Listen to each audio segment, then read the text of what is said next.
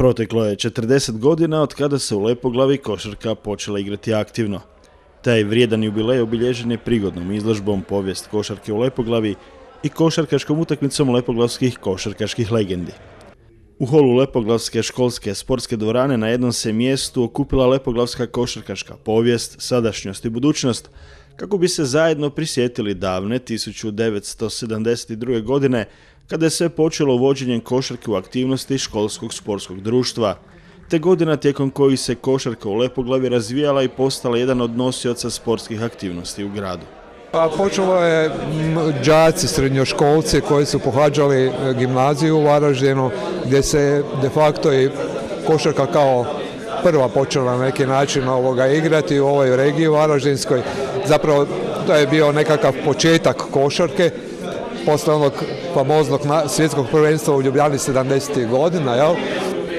Tako je potekla inicijativa ovdje kod nas u Lepoglavi u sklopu sportskog društva Partizan tadašnjeg u Lepoglavi i gospodina pokojnog Jože Putara, tako legende lepoglavskog sporta. Mladi gimnazijalci, srednjoškolci su pokušali na neki način organizirati sekciju košarkašku u Lepoglavi u sklopu sportskog društva. To su začeci da bi 1979. godine bi došlo do konstituiranja kluba košarkaškog i zapravo to su prvi počeci ozbiljno na neki način organiziranog bavljenja košarkom u Lepoglavi. Tada se košarkaški klub uključuje u rad zapravo u takmičenje zajednice općina Varaždin, u kojoj se zapravo i najdulje vremenski zadržavao, bilo je uspona i padova u tih 10-ak godina. Nama nije bio samo primaran cilj, isključivo da se djeca bave košarkaškim sportom, da stvaramo i nekakvu budućnost, da im to bude jedan određen relaks, da bi oni nakon svojih školskih aktivnosti pronašli si nekakav način da napune svoje baterije, a da pritom taj sport pozitivno djeluje na sve to. I mislim da smo mi u tome jako uspjeli u tih 10-15 godina, do 90. godine kad zapravo prestaje, početkom rata prestaje klub sa radom, da bi se 2006. natak nastavio. Ono što sam rekao i kod otvorenja izložbe same, meni je izuzetno drago danas što su se ti ljudi afirmirali zaista u hrvatskom društvu i danas se nalaze na određenim rukovodećim radnim mjestima. Mi danas zaista imamo fakultetski obrazovanih ljudi i mislim da je to ona primarna uloga na neki način da je bitan rezultat u športu, ali moramo tražiti kompletnog čovjeka jer danas samo egzistenciju možemo pronaći u profesionalnom sportu. Međutim, svi ne možemo biti profesionalni sportaši. Prema tome moramo završiti školu i mi smo to na neki način pokušavali djeci prenesti. Koliko smo u tome uspjeli, ja se nadam da i jesmo, a izuzetno mi je drago što i danas ova generacija koja danas radi u klubu na isti način razmišlja i promišlja i mislim da je to izuzetno dobro i da tim primjerom možemo poslužiti ne samo u Lepoglavi, nego i šire kako treba raditi u klubovima.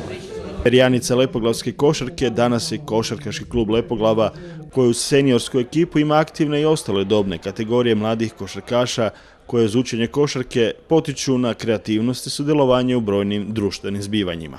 Evo danas, pošto je ponovno pokrenuti svi pogoni u klubu, funkcioniramo trenutno u ovoj sezoni u Ligi bez granica, međunarodno slovensko-hrvatskoj ligi, gdje nije baš ove sezone najbolji rezultat, nismo zadovoljni, međutim splet okolnosti je takav kak je ispalo. Međutim, puno zadovoljni smo što smo uspjeli pokrenuti kadetsku ligu i mlađu kadetsku ligu, koja je već u kontinuitetu par godina, što nam se i vratilo ove sezone kroz rezultat. S obzirom da su mlađi kadeti upali u ligu za prvaka sa najjačim momčadima ove regije Sjever i to je bio i cilj ujedno. Drugi cilj, ova kadetska ekipa koja je jedva da je bila oformljena na početku sezone, uspjeli smo doći do realnog nekakvog broja od 4 pobjede na kraju sezone, što je više nego zadovoljavajuće. A prva ekipa se takmičila samo u Ligi bez granica, kao što sam naveo, zbog toga što je početkom ove sezone došlo do raspada B1 Lige Hrvatske.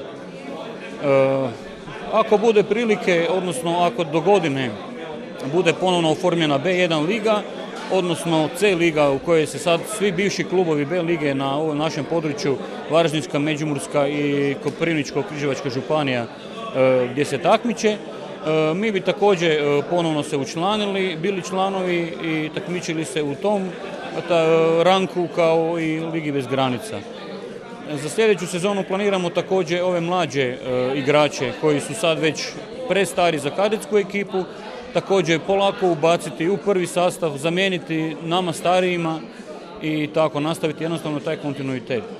U planu imamo također realizirati jedan projekt koji je za sada samo na okvirnom dogovoru, a radi se o juniorima gdje bi željeli napraviti suradnju sa košarkaškim klubom Ivančica iz Ivanca, pa neku zajedničku ekipu oformiti koja bi se takmičila u tom ranku.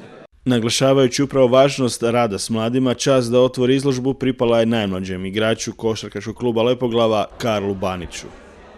Otvorenju izložbe, koje će se moći razgledati do 25. ožujka, nazočili su i Milan Pavleković, dožupan Varaždinske županije, te lepoglavski dogradonačelnik Alojz Gredelj. Za glazbeni ugođaj pobrinuli su se mladi lepoglavski glazbenici Lucija Juriša i Dorijan Varović. Nakon otvorenja izložbe, lepoglavske košarkaške legende druženje su nastavile pod obručima. Staro prijateljstvo bilo je vidljivo i na rezultatu.